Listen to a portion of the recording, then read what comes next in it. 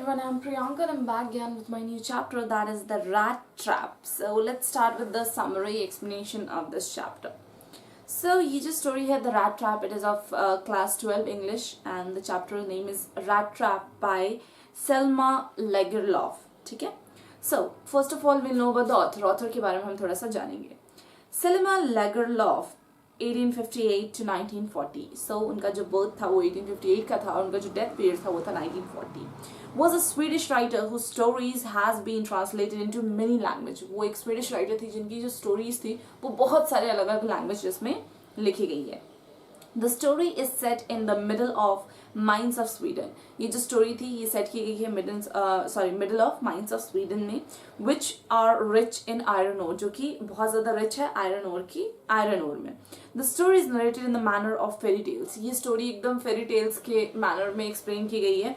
It gives us a message that an emotion of love and acceptance can reform other. ये story से हमें यही पता चलता है, यही मैसेज मिलता है कि कैसे प्यार और एक्सेप्टेंस से हम किसी को भी रिफॉर्म कर सकते हैं, किसी को भी चेंज कर सकते हैं. Okay, so first of all मैं इस स्टोरी की स्मॉल समरी सुनाऊंगी, उसके बाद मैं इसका पूरा चैप्टर का एक एक पैरा आपको एक्सप्लेन करूंगी. The rat trap summary. The Rat Trap is a story about the rat trap seller who leads a very poor life as his earning was very low. Rat Trap एक ऐसी story है एक rat trap seller के बारे में जिसने बहुत ज़्यादा गरीबी की लाइफ बिताई है, जिसकी अर्निंग बहुत ज़्यादा कम है, जिसके पास जो कमाता बहुत कम है.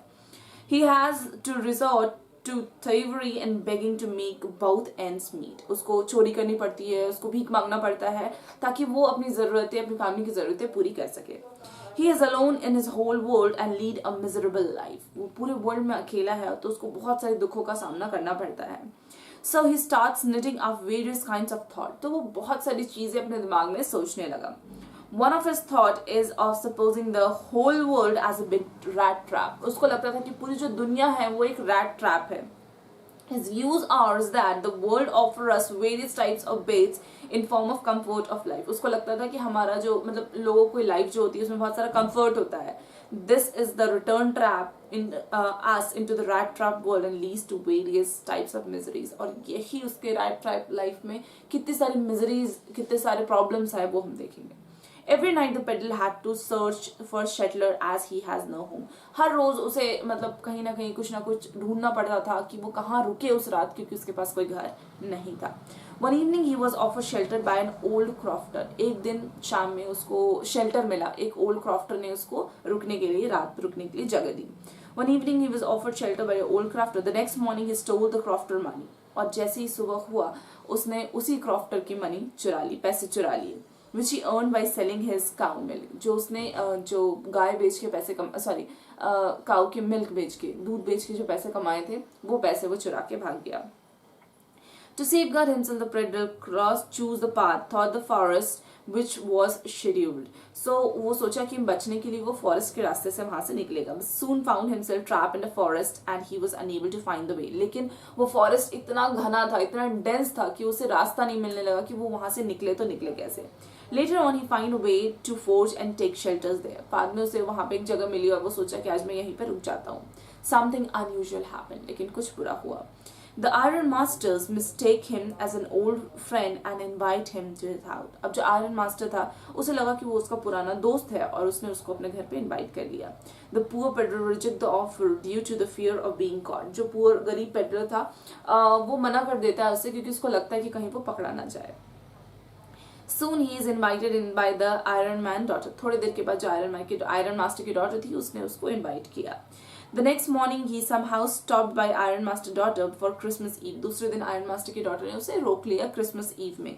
And after being caught that he was a peddler not a captain shell. और उसके बाद कुछ टाइम के बाद उन्हें पता चल गया कि वो एक उसका दोस्त नहीं है, कैप्टन शेटल नहीं है, वो एक पेडलर है. The next day after Christmas, when the Iron Master and his daughter visit the church, जब दूसरे दिन Iron Master और उसकी daughter जो थे वो church visit करते हैं, they came to know that the man is a thief who had stolen money from old crofter. तो उन्हें पता चला दूसरे दिन कि जो आदमी उसके यहाँ रुका हुआ है वो एक चोर है और उसने old crofter के पास से पैसे चुराए हैं. The Iron Master and the daughter repent for shelter a thief and wonder that what all things he would have stolen at that time. तो फिर वो लोग सोचते हैं कि वो तो हमारे घर पे रुका था तो हमारे घर से उसने कितनी सारी चीजें चुरा ली होंगी. Here comes a twist and instead of stealing, the peddler give the Iron Master daughters a rat trap. लेकिन यहाँ पे एक twist आया. उस इंसान ने मतलब उस पेडलर ने वहां से कुछ चुराया नहीं, इंस्टेड उसकी डॉटर को उसने एक रैट ट्रैप गिफ्ट किया. She find a letter of thank you and stolen money inside the trap. उसने उनको थैंक यू बोला और जो भी पैसे उसने चुराए थे वो उस रैट ट्रैप के अंदर वो रख के चला गया था. The peddler thanked Edla for her kindness and request her to return the stolen money to the crofter. जो पेडलर था वो एडला को थैंक यू बोलता है और वो उससे बोलता है कि जो भी पैसे उसमें रखे हुए हैं जो उसने क्रॉफ्टर से चुराए थे वो उसे वापस दे दे.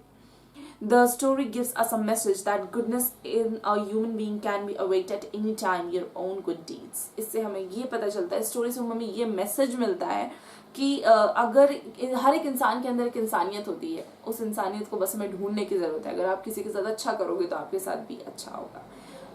आपके अच्छे कर्म ही आपकी अच्छी चीज़ें बाहर ला सकते हैं, आपके अच्छे थॉट्स बाहर ला सकते हैं. ये था almost a small summary of the rat trap. Now in my next video I'll tell you the explanation of each part of this chapter. Thank you.